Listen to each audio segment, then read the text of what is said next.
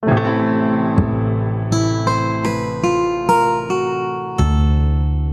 dear listener, to another episode of the Religious Studies Project. My name is Christopher Cotter, and I'm joined, as ever, by David Robertson. As ever, also, we are sponsored by the British Association for the Study of Religions, the North American Association for the Study of Religions, and the International Association for the History of Religions.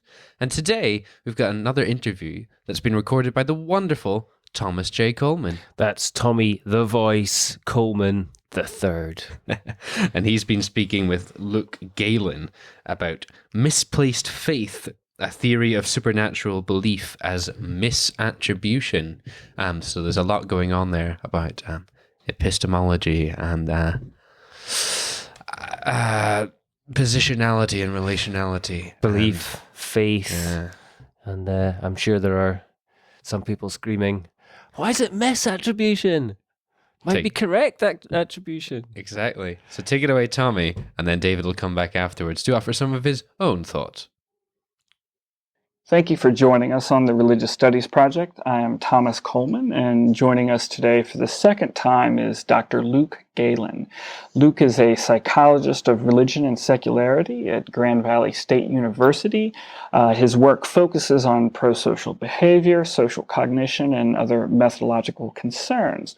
He has a forthcoming publication in Method and Theory in the Study of Religion that I'm hawking for him today, and going to let everyone know about it because it's very interesting, and check it out. It is titled Overlapping Mental Magisteria, Implications of Experimental Psychology for a Theory of Religious Belief as Misattribution. Dr. Galen, welcome to the program. Thanks for having me back. Yeah, so when we first spoke to you in 2015, you provided a critical analysis of the suggested links between religion, well-being, and pro-social behavior. We've invited you back today for another critical take, except this time we'd like to know more about the interplay and possible implications of psychological research for supernatural attributions and belief, a topic that is sure to arouse controversy no matter what one says. Let's get started. So some say that psychological findings have no bearing on questions of supernatural agency. What do you think? What are some of the findings here? What's the controversies? What's the issue here? Yeah, the past couple of years I've been following this. There seems to be a lot of back and forth about what the findings from cognitive science and religion would mean in terms of implications, for things like the metaphysical implications or ontological implications with, can we determine from identifying the mechanisms of the brain or how people think, whether or not that data is accurate or not. So obviously one theory that's been around for a long time is that it has no bearing either way. That is that the non-overlapping magisteria theory of Stephen Jay Gould would suggest that the findings from CSR or from psychology or the neurosciences they can correlate with your religious or spiritual thoughts, but that doesn't debunk them. So often that's a word that's been used a lot is do the findings debunk religion?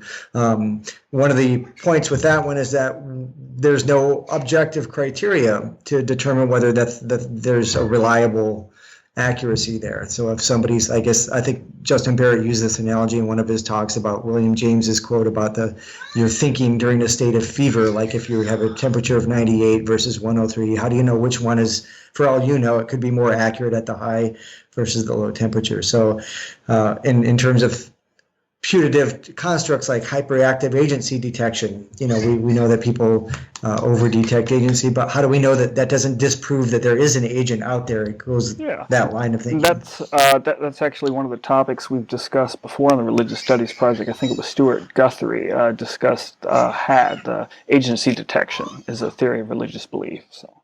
Mm-hmm. Yeah, and so other researchers have sort of, some of their work, at least portion of it, has been interpreted as that sort of view, like Tanya Luhrmann's work with the prayers, the renewalist prayers who generate person-like agent conversations. She says that this can be interpreted through a naturalistic model, that they're doing that to themselves or, psychologicalized, or this could be interpreted from their subjective point of view, that they are actually communing with an external agent.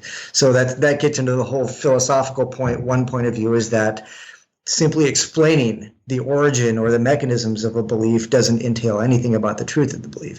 I think Justin Barrett's analogy is, if I say that I hear a bird outside chirping, you just because you identify the brain mechanisms or the auditory pathway, that doesn't mean that bird is not really there.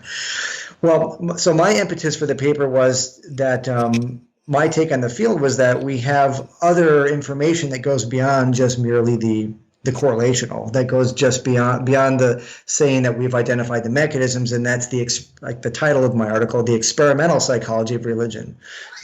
So I think another point of view, though, that some of the people take it that are more from the theistic side is that there's evidence that would indicate in a dispositive way that there is external agency. That is, that you could look at effects of in behavior, like if I'm in a very tangible way, if I'm speaking in tongues, or if there's an exceptional experience, so that's indicative of external agency, that my attributions are reliable. So, common lay people do that all the time, where they might say on one level, you can't prove that God does or doesn't exist, but then they would point to something like a causal attribution, like my cancer was remitted, or that I get the subjective intuition of that God is there, and they use that as evidential. So that to me seems like not in keeping with a non-overlapping model, that if you can point to some psychological state or evidence as being, as evidential of God's existence or external agency, that does put it in the realm of science, because then you can say, well,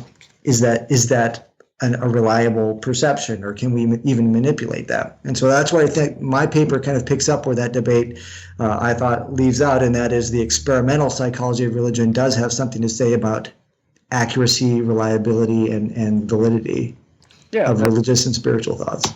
Yeah, definitely. I suppose there's a kind of a long history of looking at attributional research in psychological sciences, why people generate the explanations they do for certain phenomena, and how they're sometimes correct and many times not. But what are some of the previous theories or arguments that have been put forth arguing that our cognitive faculties are tuned to pick up God, or that certain experiences may be inherently religious, or pointing to a transcendent dimension? I think you've kind of maybe mentioned at least one in the past few minutes.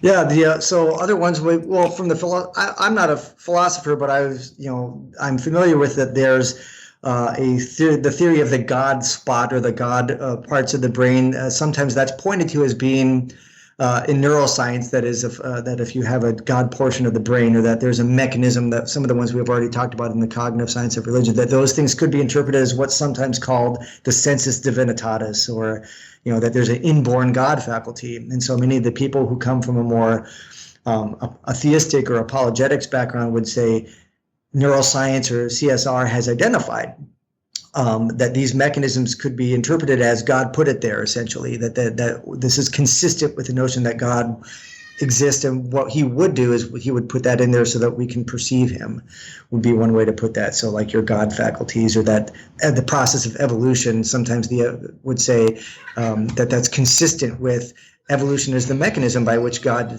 allowed our brains to develop in a way that would perceive them. So sometimes you hear people like Justin Barrett or Kelly James Clark making that argument, that's also based on the supposition that our thoughts about God have some reliable component.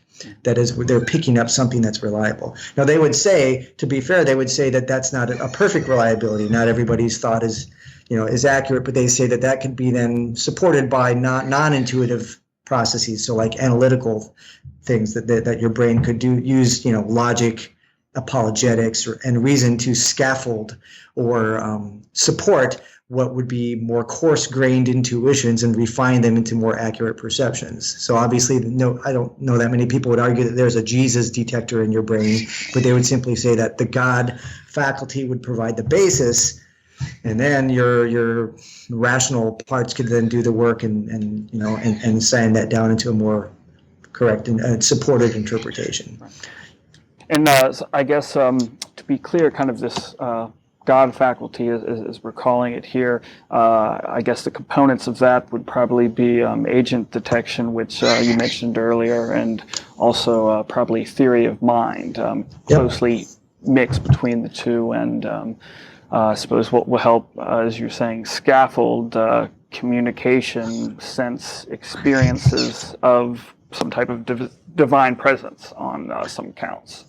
Yeah, those would be the big building blocks, I guess, in the CSR, like theory of mind, agency detection, promiscuous teleology, and purpose detection, like Deb Kellerman's work on people's being over purpose. Those things would be the building blocks, and then your logical and rational thoughts could refine that and support that through rational processes. So that's where my problem with that. Some of those theories are, again, that they're have certain implications. There's implications within the psychological work that go further than just simply correlational aspects of cognitive science of religion. That is, rather than simply inferring that humans in general have evolved a tendency, I agree that could be interpreted either way, as that's not just debunking necessarily of the agents are actually out there. There are external agents.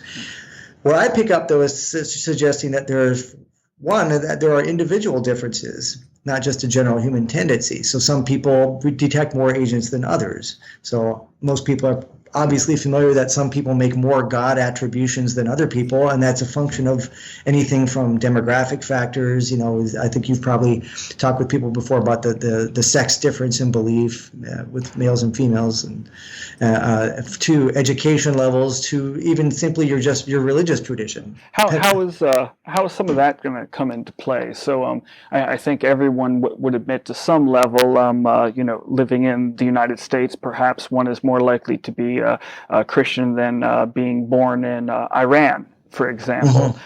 So how does demographic, gender, and I guess specifically psychological personality variables influence attributions, or someone being religious or not religious at all? Yeah, sure. When you dig down into those things, then you start to get to some more fundamental aspects, like you mentioned with cognition or personality. So there's a whole body of work now on analytical thought, that some people are more analytical as opposed to intuitive thinkers, and the analytical thinkers have fewer beliefs in religious and spiritual agents. The personality factors, so we know things like, if you're into the big five theories like openness to experience, which is partially genetically related, influences your religious and spiritual tendencies. And then other things that are sort of quasi-personality, like absorption. The trait, I think it's Telegan, is he the guy who developed absorption? Yeah. And Tanya Luhrmann talks about in her research too, that the people who are the best person-like God interactors are people who are high in absorption. Well, the thing about things like openness and absorption and intuitive cognition is that they are, we have other work suggesting that those are related to over-detection. So here's where we get into we do have objective criteria to suggest that it's not just that atheists are somehow obtuse and under-detecting. I think Justin Barrett's phrase here is that they might have beer goggles, or they might have, sort of epistemically be stupid. That it's the opposite, that we know from things that have actual objective targets that people who are high in absorption, for example, or certain forms of intuitive as opposed to analytic cognition, they're over-detecting, given, for example, ambiguous stimuli, that they overshoot the mark in seeing person-like agents, or in the case of high absorption, in very high cases, they might be considered almost schizotypic, in that they have thoughts that are like synesthesia, or they're blending ontological categories between living and non-living. Those things are not just subjective. We have objective targets to show that it's not just that they are inaccurate, that they're being sort of overshooting the mark by over mentalizing, for example. And to be clear here, we're not saying, I guess, to pick maybe intuitive or analytic thinking, that if you're an intuitive thinker, you're a theist. If you're an analytic thinker, you're an atheist, right? So these are probably, in some cases, very small population size differences. That doesn't mean that they don't exist or not important, but what does it mean? Does everyone you meet who may have a more intuitive personality, are they going to be a theist? Sure. I think that the degree of the relationship is obviously not a one-to-one, but I think where it gets interesting, though, is when you get beyond just that correlational work into experimental work. And that is the strongest evidence that I think on this point is that you can alter by things like priming or experimental interventions, you can alter people's belief in religious and spiritual agents or anthropomorphization through various paradigms. And this is something, again, that I think has not been well addressed in the debates about just simply from the CSR model of debunking religion. We have a whole body of work in experimental psychology that has been doing this for several decades. So let's take for example, the research on things like cognitive dissonance theory, that people have beliefs that are, when they're especially entrenched, that threats to the belief will cause them to double down or increase in their beliefs. That can be viewed as something that is a direct manipulation, that you can make people and essentially more religious by threats or something that by like comparison of experimental conditions where some people are in a non-threat versus a threat condition.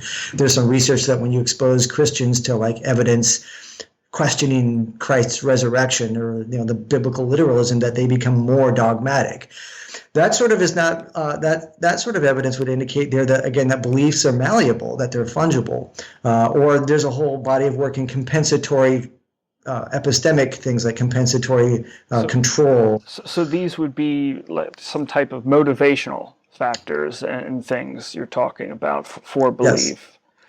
Yes. So everybody has a need to have things like control and stability and social contact. We talked earlier before about your interest in things like people's theory of mind and their social contact. You could treat that as just a correlational variable. How theory of mindy, mentalizing are you? But you could also treat that as an experimental variable. What if I deprive you of social contact, or what if I intervene and to lead you to, for example, like Epley's work on I think there's that Gods and Greyhounds study where people become more anthropomorphizing onto various things when they're socially in a state of social deficit. I was just going to say, we know what happens when people are more lonely or deprived.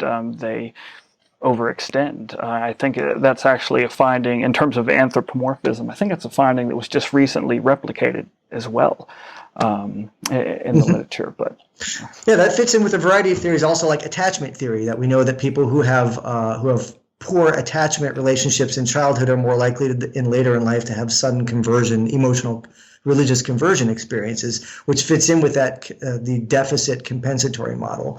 Obviously, people are probably familiar with things like terror management theory is also a compensatory model. When I threaten you with death anxiety, it causes your need for mortality protection to increase. So this is what I mean by there's a lot of experimental theories that my paper talks about where belief in God can be increased by threatening somebody's or experimental interventions to show that it's not just simply a correlational model, that those things can be increased or decreased. You can even observe this there's a lot of studies on cross-national data where why is it that certain areas of the world are less religious than others? That can also be viewed from a compensatory lens. The weird nations of Northern Europe, and why is it that they're not as religious? You can view that as being that they are safe and secure, and they have less of a need to generate religious and spiritual protector agents, things like that.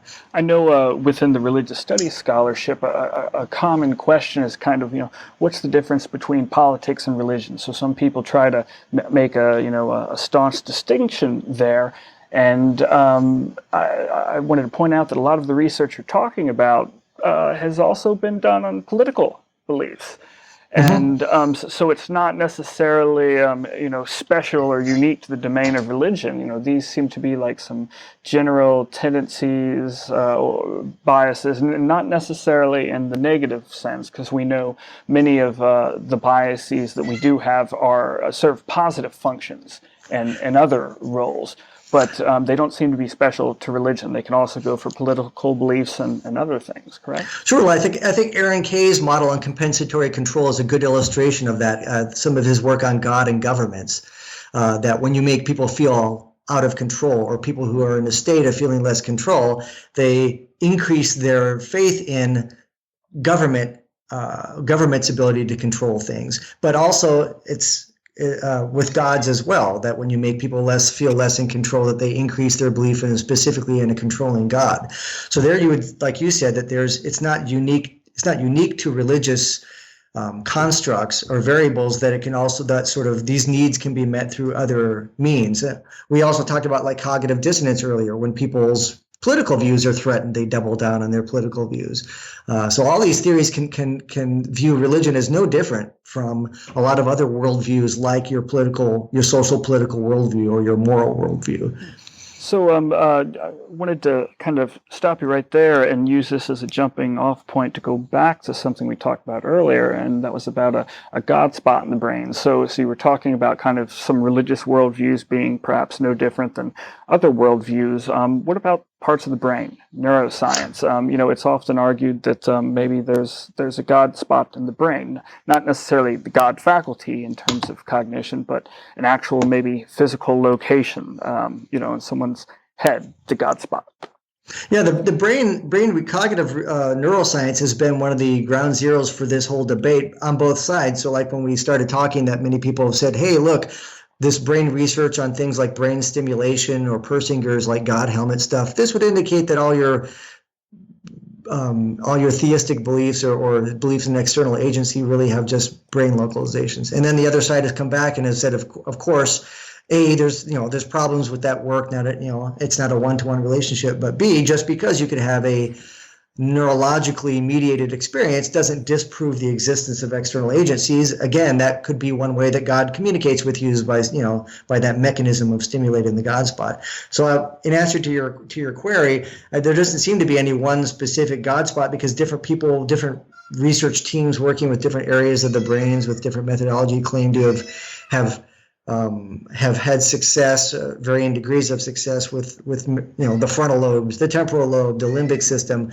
I think one thing that seems apparent though, and that is that religious cognition seems to be indistinguishable from whatever areas those brain areas, the functions that they do anyway. So for example, your temporal lobes, yes, there is some evidence there that certain religious cognitions are mediated by things like temporal lobes. So we have work on like stimulation work all the way back to, was it Penfield that did the electronic stimulation studies of temporal lobes, and people reported experiences or sense of meaning to temporal lobe epilepsy. There's a whole work on clinical work. But then other people areas and such. Yeah, what is it? The TPJ is also thought to be a theory of mind, where you're attributing mental states to other agents. So there's a whole group that works on like moral research, even where you're making moral cognitions by attributing the states of mind to you. What could you have known versus not have known is necessary for like a moral distinction.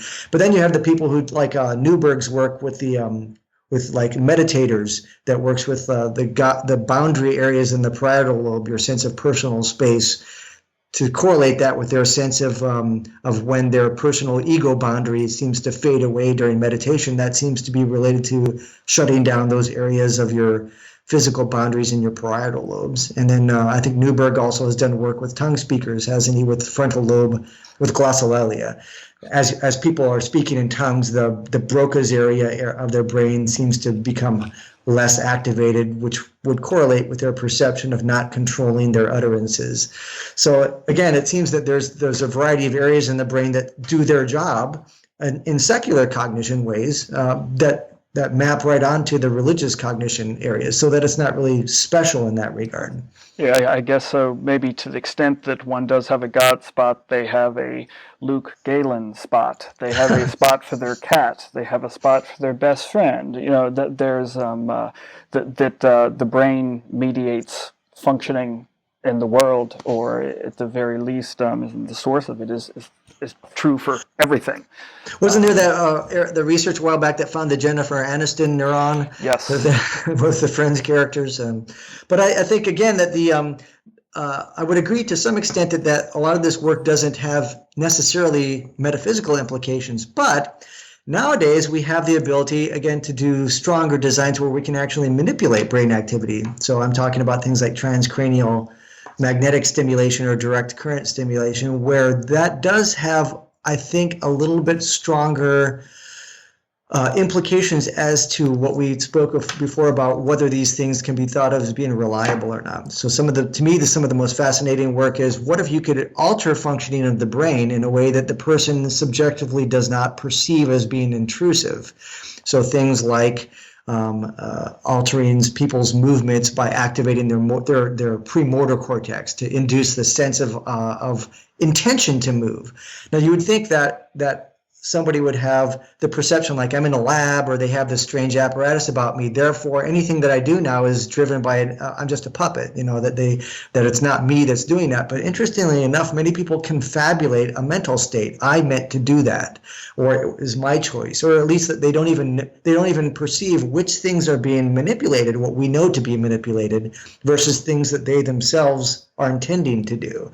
And so I think this gets at more of a deeper notion of people's inability to distinguish the actual origins of their intentions and thoughts and actions, that people often confabulate or misattribute and say, I meant to do that, when in actuality it was a function just of external conditions.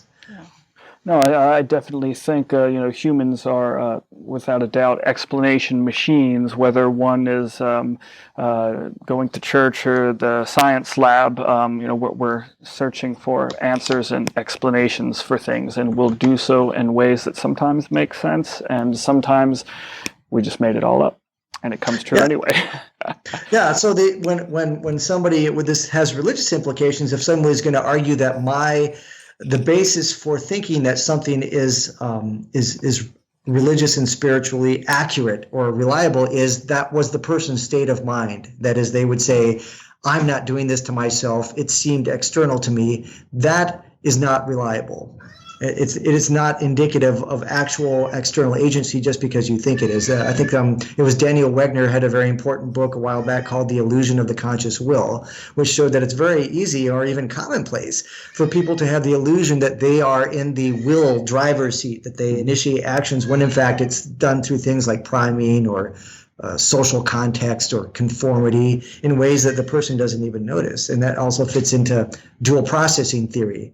For Daniel Kahneman's work, like Thinking Fast and Slow, when you have type 1 intuitive thoughts and type 2 analytical thoughts, it's not the case that analytical thinking corrects your type 1 all the time. Sometimes it abets it or justifies it.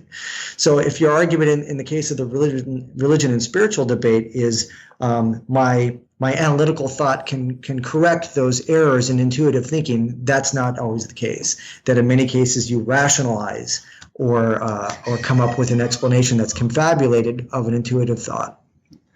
I'm kind of rounding this interview out here. Wanted to end on with an interesting question here, maybe provoke some thoughts. So some scholars talk about a dialogue between religious explanations and scientific explanations.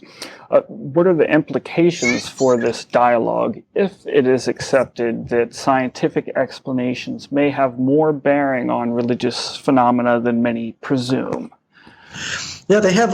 There's a lot of talk of this dialogue. In fact, we're at the university where I work. They have every year they have a conference called the Grand Dialogue, where people get together and talk about science and religion, it implies that they go back and forth and consider things like science and religion, or like when we started off talking that there's complementary domains, that the religion. That the science complements the religion by providing this, explanation. My problem with that is that in science dialogue there are many things that aren't perpetually open-ended, meaning that sometimes that portion of the scientific method is culling out hypotheses that have less support. And this is called the abductive model. You argue to the best explanation that in many ways, it might be impossible to rule out certain God concepts. If your God concept is very deistic, where yes, there's a God, but he doesn't do much, he doesn't intervene. Sure, science can't really, address that. You can't rule out a negative. But if you're making very specific hypotheses that God does this and God does that, then I think science, then that puts it squarely in the domain of a testable hypothesis.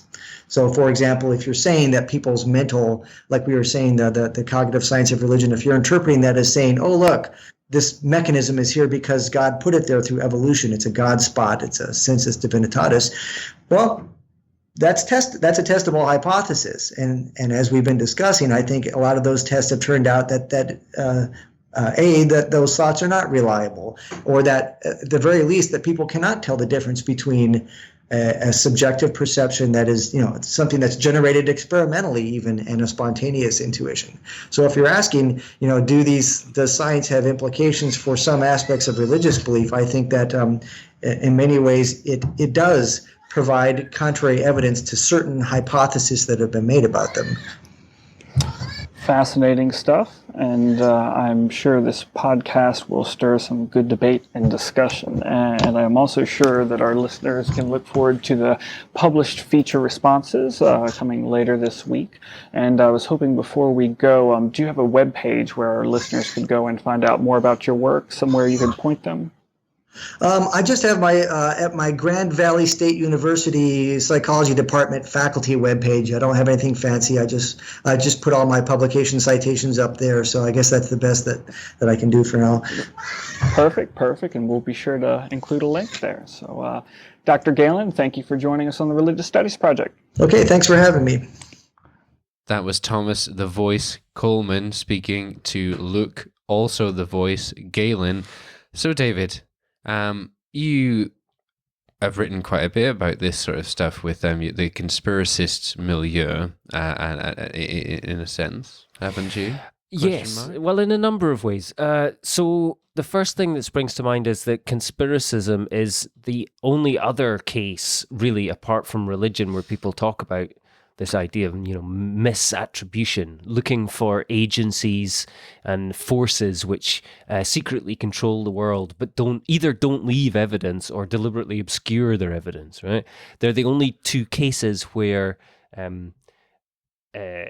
absence of evidence is not evidence of absence. And so they have a different epistemological basis. What I think is quite interesting here is that the use of the term faith. We also have the term belief, but we also have the idea of misattribution, of course. Whenever people are writing about conspiracy theories, almost always in the social science, they start telling us about why it's bad thinking, either through some sort of illness or, implied schizophrenia or paranoia or something like this, but also often just poor reasoning. So the classic quote about conspiracy theories are the poor man's cognitive mapping, from Jameson, ironically a Marxist. But you never see this same critique launched from RS scholars. I mean, imagine you went to, you picked up Introduction to Christianity, and it started with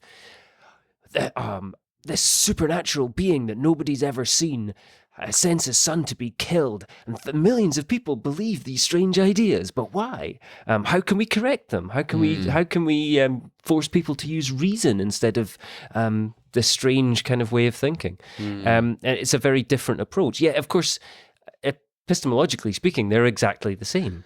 Yeah, and I always like to say to students, and it's not people don't believe in God, or people know that God exists, or know that conspiracies are true, or know whatever. It's not any different to knowledge in the way it manifests and the way it functions. Right. So. And likewise, the same with faith. I mean, the students will often use the word faith either to just mean a religion, which they always get a comment on their essays from me when they do it, or they talk about it as this being this thing which is at the essence of religion. But there's, it's not clear what this is. What makes this any different from any other kind of knowledge, apart from the fact that you're possibly consciously aware that it doesn't come from reason. But then I always say to them, and this came up this week, we were talking about the new atheists, and they were, as ever, waxing lyrical about basing ideas on reason. And I said to do you think any of these four men, do you think they're married? They probably all are, right? Well, what's that based on? Was that based on reason? Love's not based on reason. Nor is your choice of football team, your political party. The vast majority of what people do, scientists included, is not based on reason. But funnily enough, in certain circumstances, when it comes to talking about political conspiracies or the agency of God, then suddenly we start assuming that it is.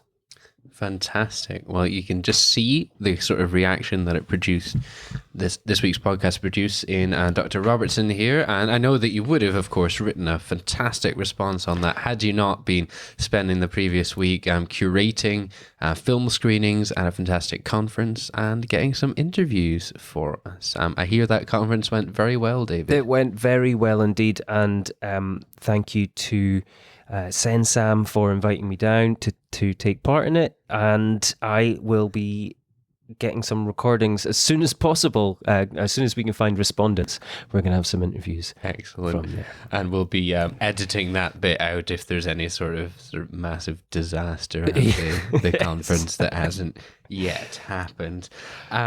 Don't pull the curtain back, Chris.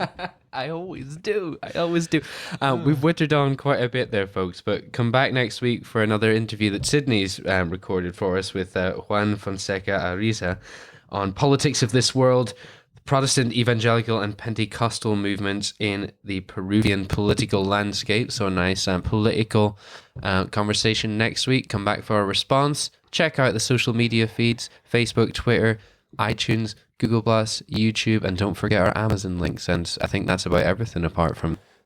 Thanks for listening.